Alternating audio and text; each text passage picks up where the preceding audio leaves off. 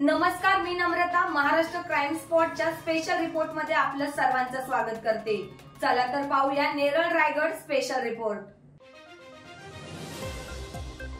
नेरळ रायगड मध्ये अवैध धंद्यांचा सुळसुळाट। ये जिंदगी है एक जुआ, कभी जीत भी कभी हार।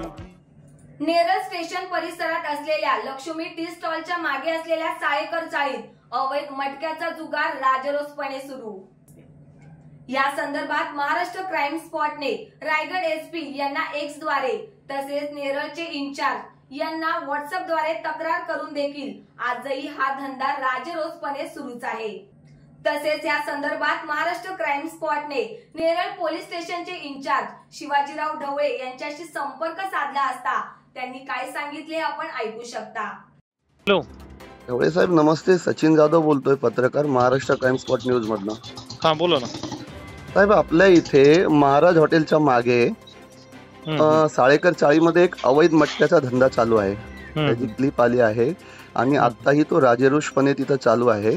तर बातमी टाकण्यासाठी मला आपली एक हे हवी आहे की तिथं कारवाई का होत नाही साहेब?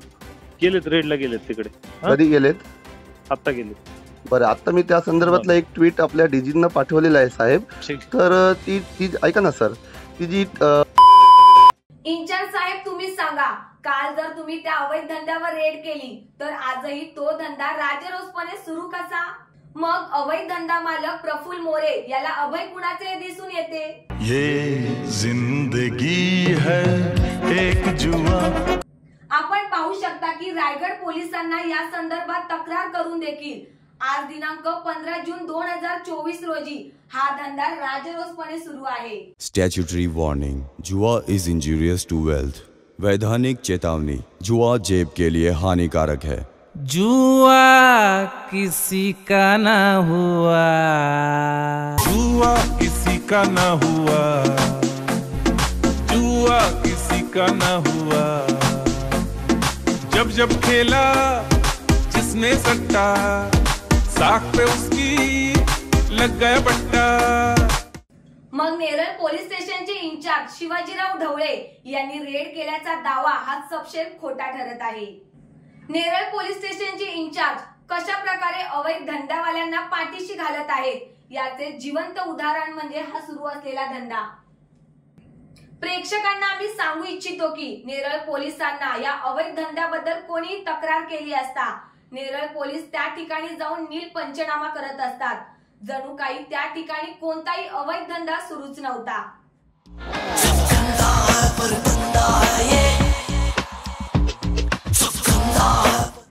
नील पंचनामा करण्याचा फक्त हाच हेतू की वरिष्ठांना दाखवणे की येथे कोणताही अवैध धंदा सुरू नव्हता।